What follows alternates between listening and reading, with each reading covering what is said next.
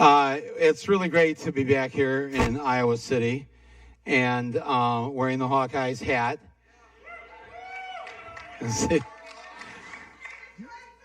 They they wrestled the Wolverine hat off me backstage, but it's a much better hat. The logo is super cool. So thank you for having me here. And I just learned backstage that the student newspaper today, the Daily Iowan, endorsed Bernie Sanders for President of the United States. How cool is that?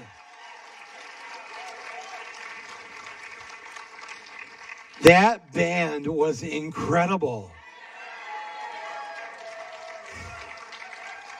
That was so cool, him coming down there and going around asking each of you what you would do if you were president. That was so cool.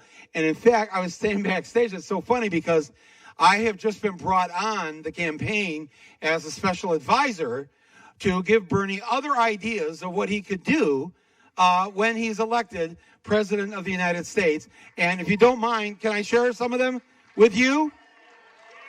All right. Well, I think these are the platform planks that are going to get us elected come November. Number one, when Bernie Sanders, now remember, he hasn't approved this yet.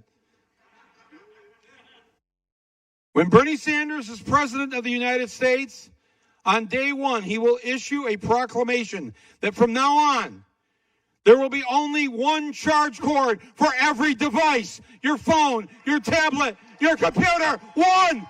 Just one. The whole thing. They'll have to get a different thing for every device, and every time they have a new phone, you got to buy a new cord. That's just corporate greed. One charge cord for everything. Then I got the iPhone 7, that little damn extra thing you got to put in. What the hell is that? It's a ripoff. One charge cord for one America. Every American, one cord. That's a winner right here. We can tell Bernie. That's a huge winner right there. Number two, when Bernie Sanders is president of the United States, free HBO for everyone. No more having to get your brother-in-law's code so you get your password to punch it in. It's just we don't have a BBC, right? It's the closest thing we got. Just free HBO for everyone. That will get him in the White House. Number three, my third idea. Oh, yes, this one. I know Bernie will go for this one. From now on, when they want to take us to war, when they want us to invade some other country, when they want us to send our sons and daughters off to fight, there will be a draft. And the draft will say, no one goes to war until all the offspring of corporate America, the banks, the military-industrial complex, and the members of Congress, their sons and daughters, they go first.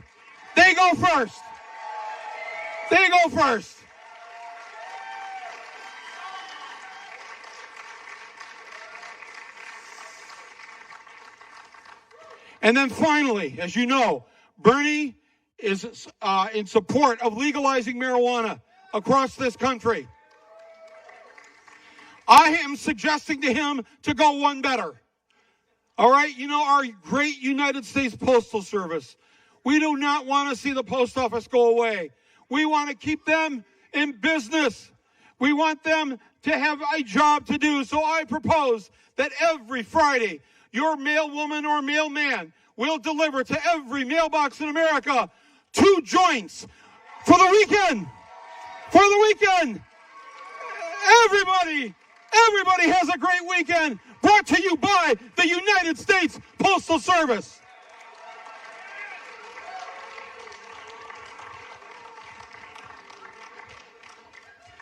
In tomorrow morning's newspapers, Michael Moore, who served one day as a campaign advisor to the Sanders campaign, has been put on temporary leave. I'll just say it was Iowa. It's Iowa City. It's the Berkeley of Iowa. Come on.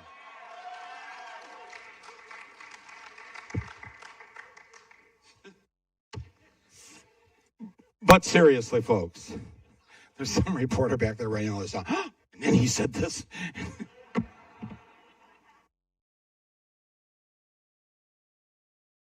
A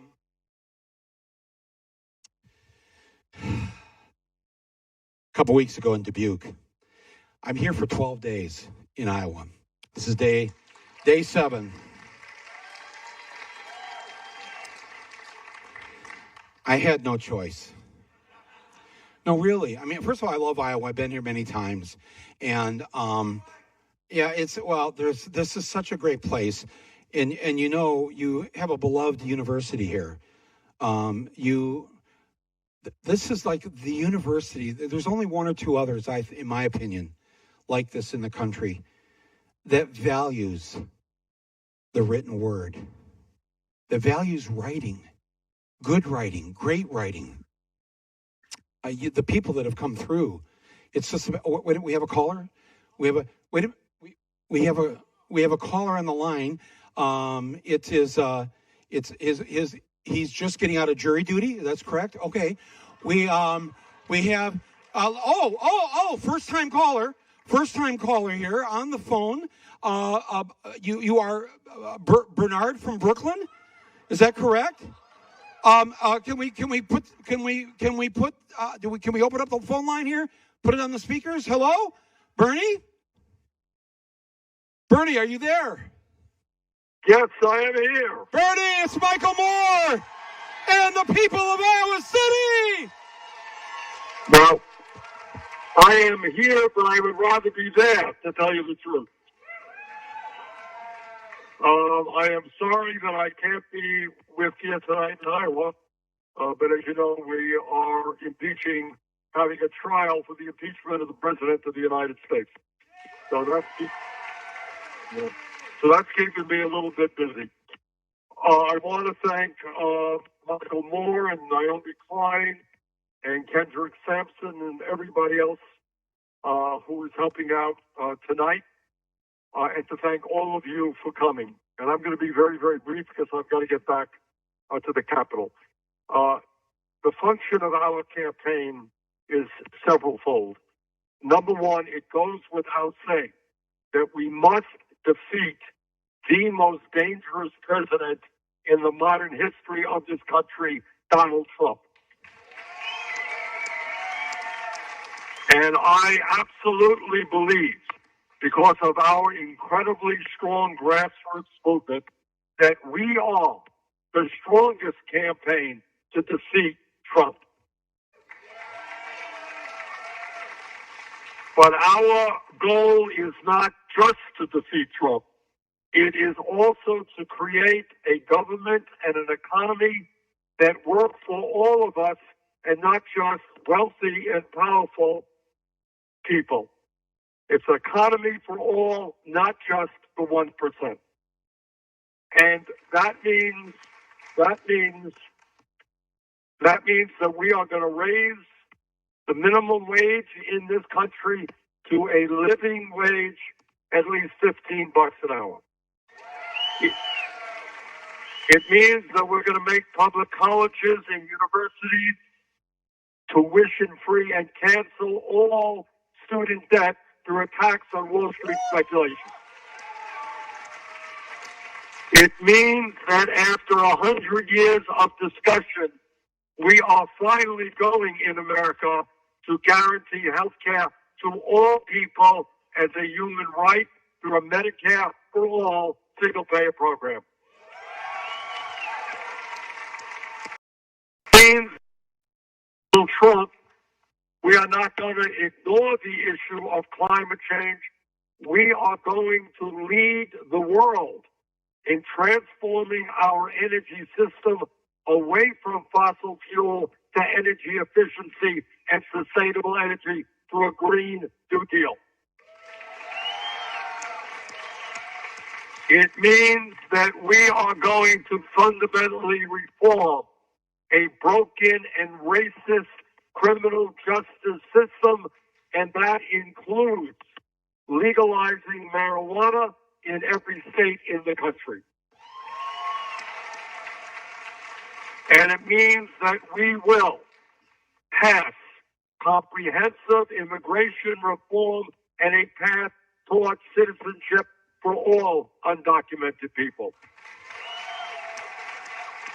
And it means that our gun policy will be determined by the American people and not by the NRA.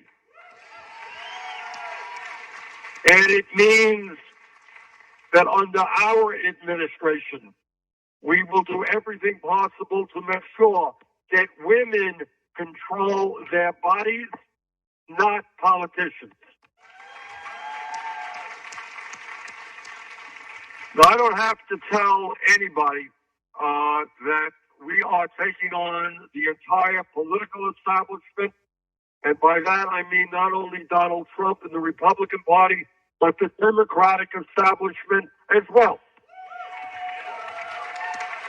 I mean, right now, there are people who have a lot of money. They're sitting around trying to figure out how they can defeat us.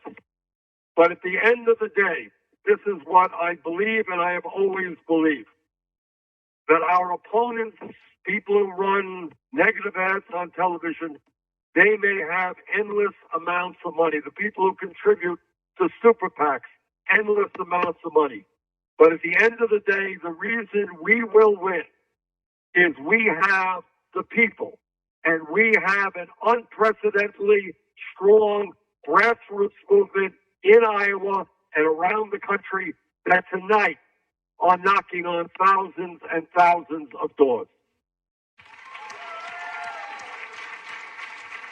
So on Monday night, in the most consequential election in modern American history, if not all American history, Iowa goes first. Iowa goes first. And tonight, I ask you for your support at the caucus. Please bring out your friends and your neighbors. If there is a large voter turnout, I have no doubt that we will win. If there's a low voter turnout, we're going to lose. Let us make sure that on Monday night, we have the largest voter turnout for the Iowa caucus in the history of the state. Thank you all very much.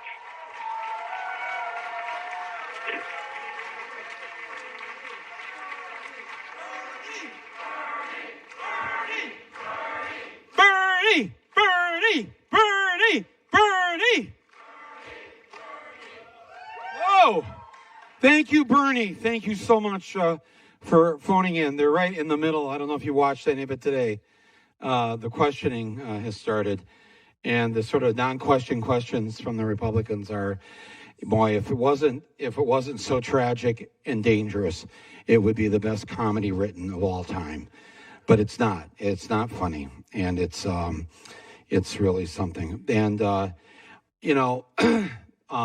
when we learned a week or two ago that Bernie was going to have to do his duty and his responsibility as a senator in this historic trial, a bunch of us offered to drop what we were doing and come here to fill in for him at these events. And so over the weekend, we had Alexandria Ocasio-Cortez. We had Mike Posner, and this weekend we've got Vampire Weekend, and a whole bunch of other people. Naomi Klein is here tonight. Last night we went and did Fairfield and Ottumwa. Is that right? Ottumwa, right? With Ben and Jerry handing out free ice cream in Ottumwa. And Naomi Klein is here tonight. The great Naomi Klein.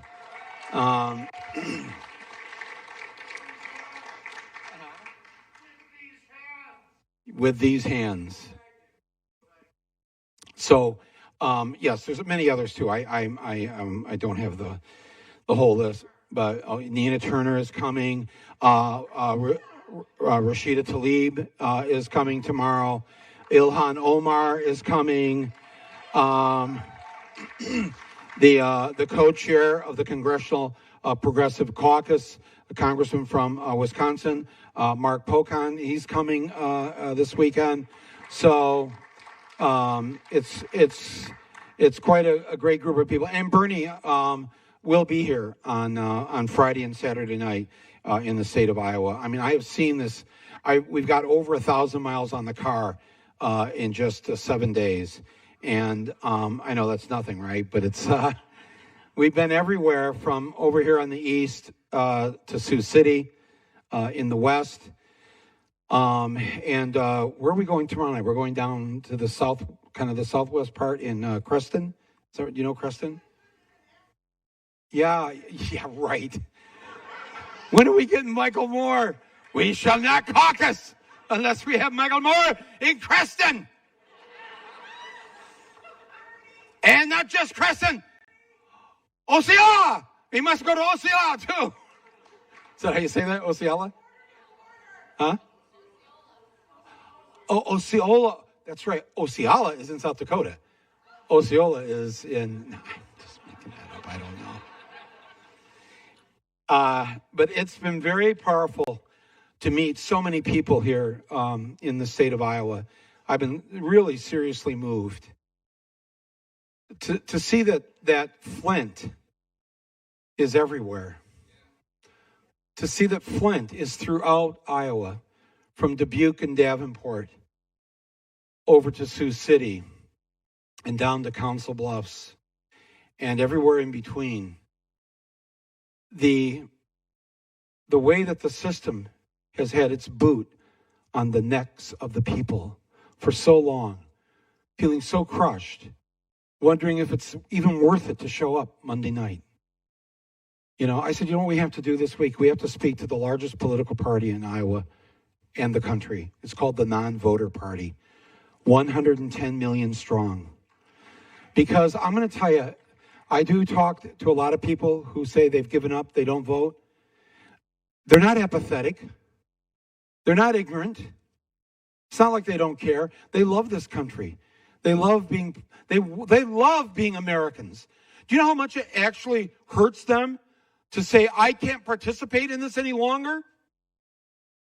I've been let down so many times by both parties that I have whatever small ounce of self-respect and dignity I have left, I'm out. And I have learned over the years, and especially in the 2016 election, when we realized the day after in Michigan, which went for Trump, Hillary lost by only 11,000 votes. That's 2 votes per precinct is all she lost by. And and so many people stayed home. I believe there were 8,000 just in Flint, 8,000 African-American voters, they figured, who voted for Obama twice, stayed home in 2016. There were nearly 90,000 Michigan voters who did show up to vote. And I swear to God, nobody planned this. There was nothing online about, hey, let's all do this. 90,000, almost 90,000 people on their own came up with this idea, didn't tell anybody. They showed up to vote. They stood in line for 2 to 3 hours in the cold, just to be able to go in there, go in the voting booth, and on their ballot, the majority of them voted for the Democrat, for Congress and state Senate and state House, county commission, all the way down 90,000. She only lost by 11,000 votes in Michigan. 90,000 left the top box blank. Wow. They weren't going to vote for Trump, but they weren't going to be bamboozled anymore. And I'm speaking for them now. This is what you have to understand. Don't be judgmental. Don't point your finger at them. understand them. Because if we understand them, if we have empathy, if we have, when the candidate refuses to come to your state, Wisconsin refuses to come to your state, how are you supposed to take that?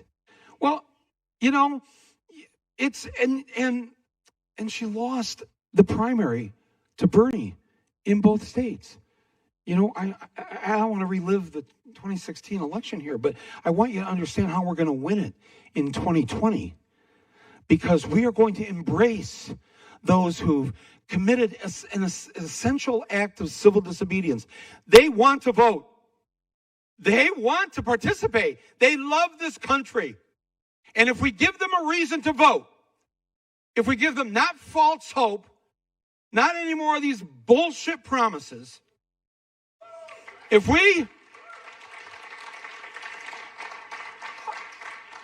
I'll speak on behalf of Flint. There's nobody in Flint that believes that if Bernie Sanders says, as soon as I'm in the White House, I'm sending in the Army Corps of Engineers, and we're going to dig up those poison pipes, and we're going to replace them. If he says that, they'll believe him, and it will happen.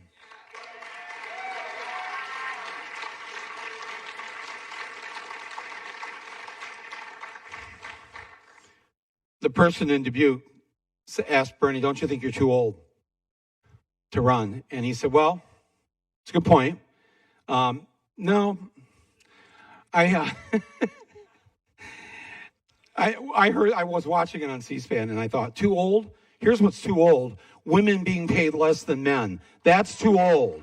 You want to talk about too old? Denying climate emergency. That's too old. That's got to go.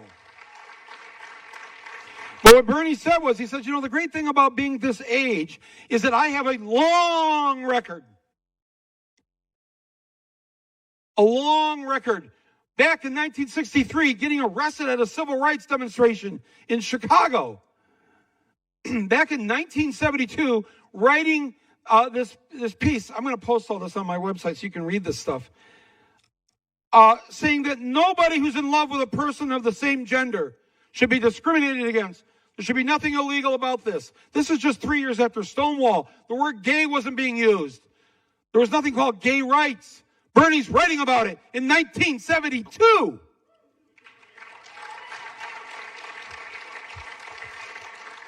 Three or 4 years before Roe v. Wade, he's writing about that this is wrong. It is wrong for the government to have any say over what a woman should be able to do with her reproductive rights. He's writing this when abortion is illegal. He's out there all by himself in a state like Vermont. This is his consistency through all these years. He didn't vote for Nixon. He didn't vote for Reagan. He didn't vote for Bush. He didn't decide that, by the time he was 50, all of a sudden I'm going to start, I'll vote for the liberals and not the conservatives. He didn't do that. What you see is what you get with Bernie. And what he said to the crowd was, he said, the thing is, at this age, I'm too, what do you know about the elderly people in your family when we're this age in our 70s? We don't change. You can't change us. And he cannot be bought. He cannot sell out. He will not sell out. It's impossible for him. We're done?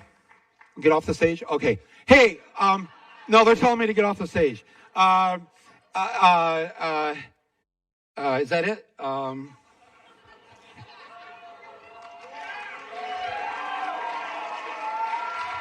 Thank you, Iowa City.